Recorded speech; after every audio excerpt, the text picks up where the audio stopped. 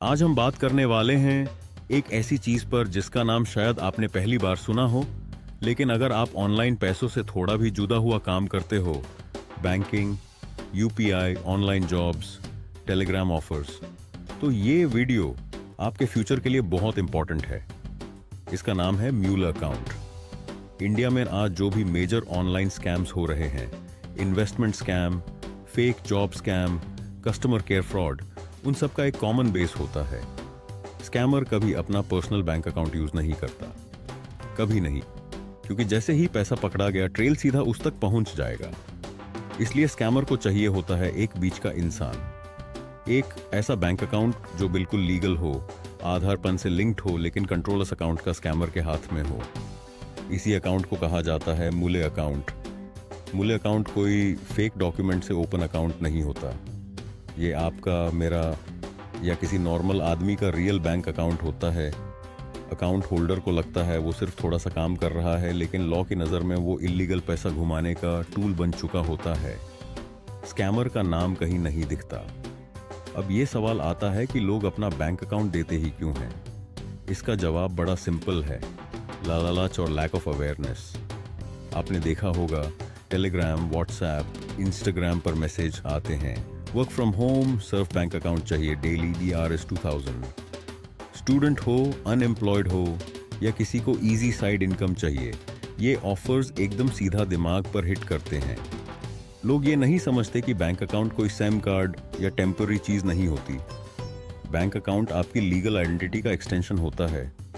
जो भी ट्रांजैक्शन उस अकाउंट से होता है, उसकी जिम्मेदारी आपकी होती है। चाहे आप बोल दो कि मैंने नहीं किया, मुझे पता नहीं था, मैं विक्टिम हूं, सिस्टम ये देखता है कि अकाउंट किसके नाम पर रजिस्टर्ड है। और जब क्राइम का पैसा ट्रेस होता है तो पुलिस को सबसे पहले वही नाम मिलता है। Account freeze, KYC blocked. बाकी बैंक्स भी सस्पिशियस मार्क कर देते हैं, पेन हाई रिस्क कैटेगरी में चला जाता है। आप एक दिन उठोगे और देखेंगे UPI band, net banking band, bank branch में जवाब नहीं, और घर पर नोटिस आ चुका है। सबसे पेनफुल पार्ट यह होता है कि असली स्कैमर तो क्रिप्टो में पैसा कन्वर्ट कर चुका होता है, या कैश निकाल चुका होता है, या फिर किसी और मूले के थ्रू पैसा घुमा चुका होता है। सिस्टम के सामने सिर्फ आप बचे हो। और जब आप बोलते हो मैं तो सिर्फ जॉब कर रहा था, तब भी आपको यह प्रूव करना पड़ता है कि आप जानबूझ के इन्वॉल्व नहीं थे। ये प्रोसेस महीनों चल सकता है, कभी कभी सालों। इंडिया में काफी यंग स्टूडेंट्स इसी वजह से अपना करियर शुरू होने से पहले ही डैमेज कर लेते हैं।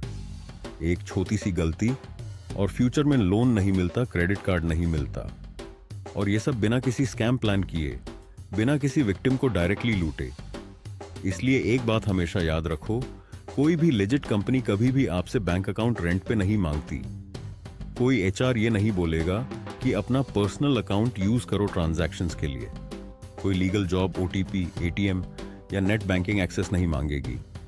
और जो बोले टेंशन मत लो, हम हैंडल कर लेंगे, वो आपको हैंडल नहीं यूज कर रहा है। अगर आपको लगता है कि गलती से भी आपका अकाउंट मिसयूज हो चुका है, तो चुप रहना सबसे बड़ी गलती होती है। जितनी जल्दी बैंक और साइबर क्राइम को इन्फॉर्म करोगे, उतना ज्यादा चांस होता है कि आप अपनी पोजीशन क्लियर कर पाओ। देर करने का मतलब होता है कि आप सिस्टम की नजर में कंप्लिसिट लगने लगते हो। आज स्कैमर्स टेक्नोलॉजी से ज्यादा साइकोलॉजी यूज कर रहे हैं। वो जानते हैं कि लोग इजी मनी सुनकर सवाल कम पूछते हैं, और इसी वजह से मूले अकाउंट स्कैम इंडिया का फास्टेस्ट ग्रोइंग साइबर क्राइम बन चुका है।